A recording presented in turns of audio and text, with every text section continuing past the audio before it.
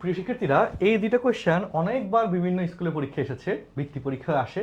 তো এই দুইটা কোয়েশ্চেন অ্যাকচুয়ালি একটা এক্স আর একটা পি দিয়ে করা, আমি একটা করে দিব আর একটা তোমাকে করতে দিব।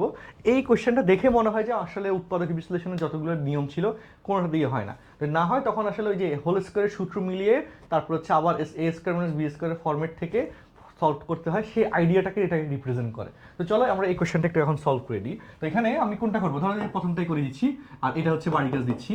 ওকে, প্রথমটা করে দিব, পরেরটা বাড়ি কাজ দিচ্ছি।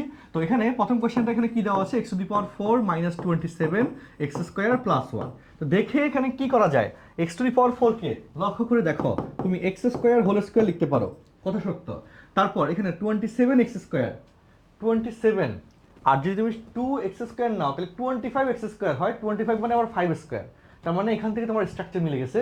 তো এই চিন্তাটাই করতে হবে যে যে সংখ্যাটা এখানে দিবে সেখান থেকে কতটুকু নিলে, সূত্র যেহেতু 2 লাগবেই, তারপর বাকি কতটুকু নিলে তোমার এখানে সূত্রটা নতুন করে মিলে সেভাবে মাথা খাটাইতে হবে। যেমন এখানে সূত্র মিলানোর জন্য -2 ইন্টু x² ইন্টু 1 লিখলে ভালো হয়। তো 2ab হইলো, আর এখানে 1 আছে, 1কে 1² লিখে দিলা। ওকে, তারপর এখানে কি হলো, -27x², এখানে আছে -2x²। এই যে -25x² সেটা এখানে লিখে দিলাম। এবং এভাবে মূলত মাথায় খাটাইতে হবে যে এখানে যে সংখ্যাটা থাকবে সেটার কাছাকাছি কোন সংখ্যাটা পূর্ণবর্গ, কাছাকাছি কোন সংখ্যাটা কি বলতো পূর্ণবর্গ, সেভাবে ওই সংখ্যাটাকে অ্যাডজাস্ট করে এখানে সূত্র মিলিতে হবে। তাহলে গিয়ে তোমার যে কোনো রকমের কনভার্সন দেখ তুমি সলভ করতে পারবা। আচ্ছা, তাহলে এবার এই জায়গাটাতে এই যে অংশটুকু লিখলাম এইটুকু থেকে আমাদের কি সূত্র হয়ে যাচ্ছে না, কি সূত্র হয়ে যাচ্ছে বলতো, কি সূত্র হচ্ছে এ মাইনাস বি, এ হচ্ছে x² মাইনাস 1 হোল স্কোয়ার, এ মাইনাস বি হোল স্কোয়ার।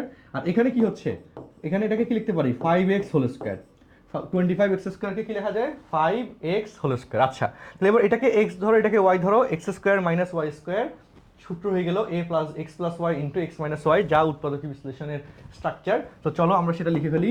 এখানে কি লেখা যাবে, x² মাইনাস 1 প্লাস 5x, হ্যাঁ, a plus b into a minus b, অর্থাৎ x² মাইনাস 1 মাইনাস 5x। ওকে, এই যে গুণাকার আসলো সেটাই হচ্ছে উৎপাদকীয় বিশ্লেষণের ঘটনা। তো এইভাবে অঙ্কটা আমরা সলভ করে ফেললাম। কার কোনো কনফিউশন থাকলে আমাকে কমেন্ট বক্সে জানাও, এবং এই কোশ্চেনটা তুমি খাতার মধ্যে করে এই ভিডিওর কমেন্ট বক্সে দাও, আমি চেক করে দিব অঙ্কটা সঠিক হয়েছে কিনা। তো এই টাইপের যে কোনো বিষয়ে ভালোভাবে শেখার জন্য আমাদের এই চ্যানেলের সাথে থাকো, এবং তুমি যেটাতে আটকে যাচ্ছ, কনফিউশন আছে, সেটা আমাদের গ্রুপে পোস্ট করে জানাও, আমি ইনশাল্লাহ সেটাও সলভ করে দিব। দেখা হচ্ছে পরবর্তী টিউটোরিয়ালে। আল্লাহ হাফেজ, আসসালামু আলাইকুম।